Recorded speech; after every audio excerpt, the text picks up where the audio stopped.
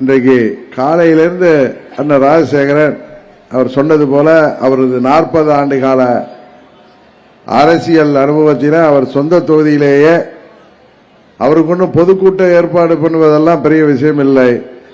ஆனால் நமது காவல்துறை நண்பர்களை அவர் சமாளிப்பதற்கே கடுமையாக போராட வேண்டியிருந்தது. கண்டனம் என்கிற வார்த்தை ஒன்றும் பேசக்கூடாத வார்த்தை அல்ல, அது அன்பார்லிமெண்டரி அல்ல. இந்த ஆட்சி இன்றைக்கு 21 சட்டமன்ற பொது தேர்தலில் திராவிட முன்னேற்ற கழக தலைவரும் இன்றைய முதல்வருமாகிய திரு ஸ்டாலின் அவர்கள் என்னென்ன வாக்குறுதிகளை எல்லாம் சொல்லி ஆட்சிக்கு வந்தார்களோ, ஆட்சிக்கு வந்து 4 ஆண்டுகள் முடிவடைந்த நிலையிலும் அதிலே முக்கியமான பல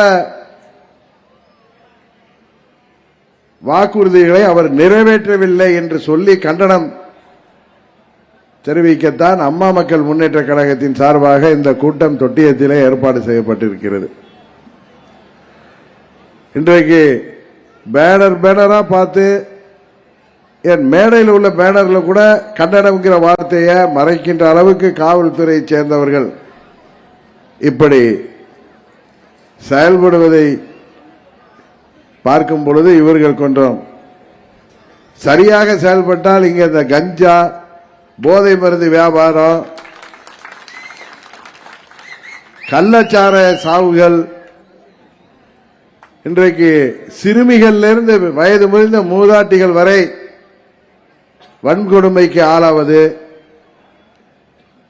தோட்ட வீட்டிலே தனிமையிலே இருக்கின்ற வயது முதிர்ந்த தம்பதிகள், சாலையிலே நடந்து செல்லக்கூட பயப்படுகின்ற அளவுக்கு இன்றைக்கு கூலிப்படைகளால் 5000த்திற்கும் 10,000த்திற்கும் நடக்கின்ற கொலைகள், இன்னும் சொல்ல போனால் நாட்டிலே நடக்கின்ற கனிம வள கொள்ளைகளை தடுத்து நிறுத்துகின்ற நல்ல அரசு அதிகாரிகள், அலுவலர்கள், சமூக செயல்பாட்டாளர்கள், அதுவும் அவர்களுக்கு மிரட்டல் கொடுத்து அதை அவர்கள் முதலமைச்சருக்கு தெரிவித்த பிறகும் கூட திருநெல்வேலியைச் சேர்ந்த முன்னாள் காவல்துறை கண்காணிப்பாளர், முதல்வரின் பாதுகாப்பிலே இருந்தவர், அந்த முன்னாள் காவல்துறை அதிகாரியை சொல்லி வைத்தது போல் கொலை செய்கிறார்கள். இன்றைக்கு முதல்வரின் குடும்பத்தை தவிர ஆட்சி பொறுப்பில் இருக்கின்றவர்கள் அந்த அமைச்சர்களின் குடும்பத்தை தவிர யாருக்குமே பாதுகாப்பு இல்லை என்கிற நிலைமை இந்த பேனர்களிலே உள்ள கண்டனம்ங்கிற வார்த்தையை பார்த்து பார்த்து அழைத்த காவல்துறையினர்கள் இந்த ஆட்சியை நாங்கள் கண்டித்து எதிர்க்கட்சியாக இருக்கின்ற நாங்கள் கண்டன பொதுக்கூட்டம் நடத்துகிறோம் என்றால், முதலமைச்சர் 4 ஆண்டுகள் சிறப்பான ஆட்சி செய்கிறோம் என்று சொன்னார்களே, மக்களின் கோரிக்கைகளை எல்லாம் நிறைவேற்றிவிட்டோம் என்று சொல்கிறார்களே, அதெல்லாம் பொய் என்று அவர்களுக்கு தெரியாதா? காவல்துறை, தமிழ்நாட்டு காவல்துறை எத்தனை பேர் பெற்ற துறை, இன்னும் 8 மாதங்களிலே இந்த ஆட்சி இல்லாமலே போக போகிறது.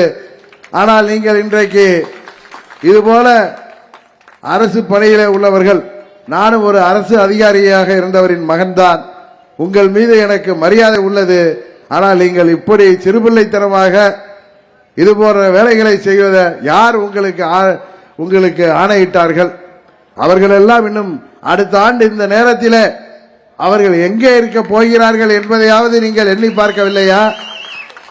கடந்த ஆட்சி காலங்களில் எத்தனையோ கமிஷனர் துரைகளுக்கு ஏற்பட்ட நிலைமைகள் உங்களுக்கு தெரியும், காளிமுத்துக்களுக்கு ஏற்பட்ட நிலைகள் உங்களுக்கு தெரியும்.